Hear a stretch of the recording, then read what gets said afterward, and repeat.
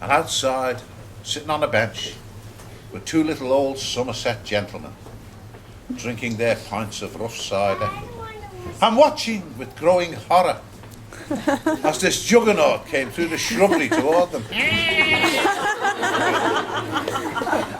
So I stopped and I asked them the way. Now, the strange thing was, and I think it still is in some parts of Somerset, in the old villages, do you know when the men speak to each other? Do you know what they do?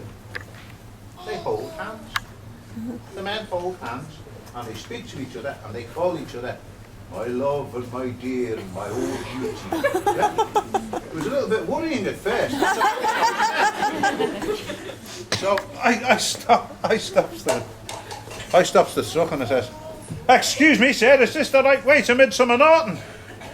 And the little old man came over and God bless him, he held me hand. And know what he said? He said, "Oh, there's a young up that way, not be shut mouth, Peter Richards. Who are you going down that way, master? And that be Midsummer Norton. Boy, who are you?"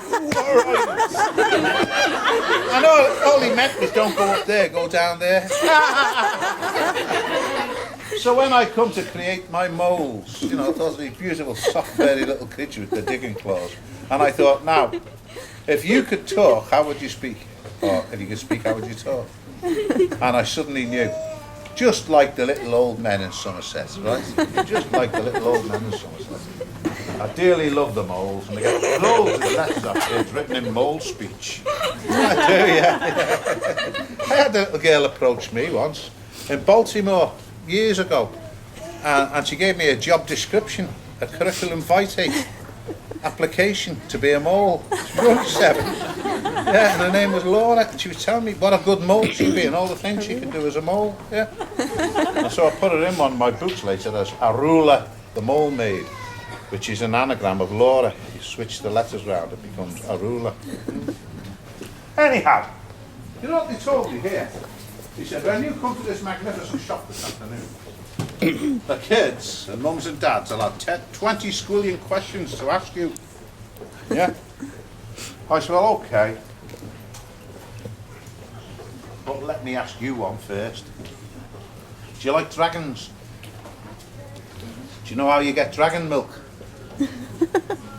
Eh?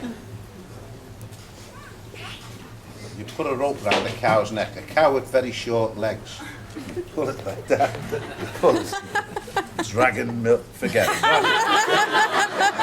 Questions, come on now. Let's have your questions. Come on, chaps, I can answer any question in the world. Yes? What was the name of the badger lord who made Martin's sword? Was it Bor the Fighter? It was. Yeah. And he made it from a chunk of a star which fell from heaven. And he beat it in the forge at Salamandast. When he was finished, just listen to that, he had a sword. Eulalia! Whack! I love killing the kid on every side. Whack! Cut off his head and threw it in his face. I love anything about swords, don't you? Just give me a story with a sword in. Aha! I am the best swordsman in all Mossflower. You cannot defeat me, you fool. I can defeat anybody.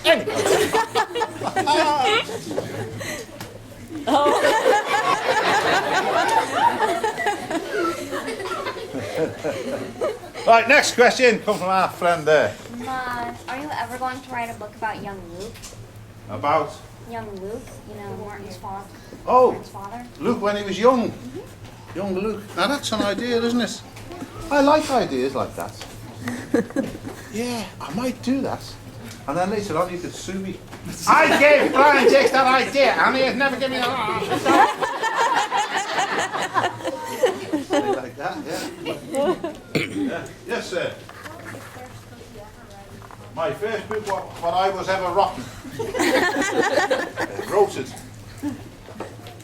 It was actually the first book that I had published.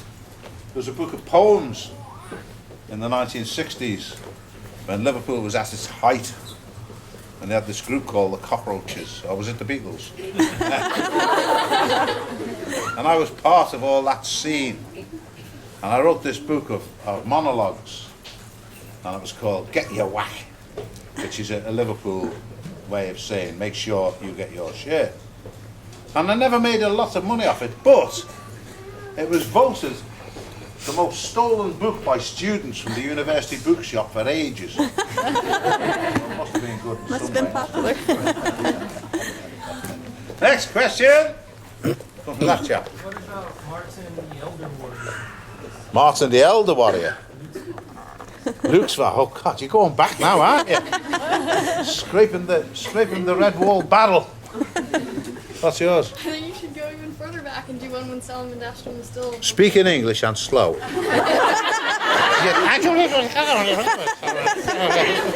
I think you should go even further back and write one when Solomon Dashton was still a volcano. That's an idea. You see, I'm getting all these ideas. I take my ideas from my Redwall.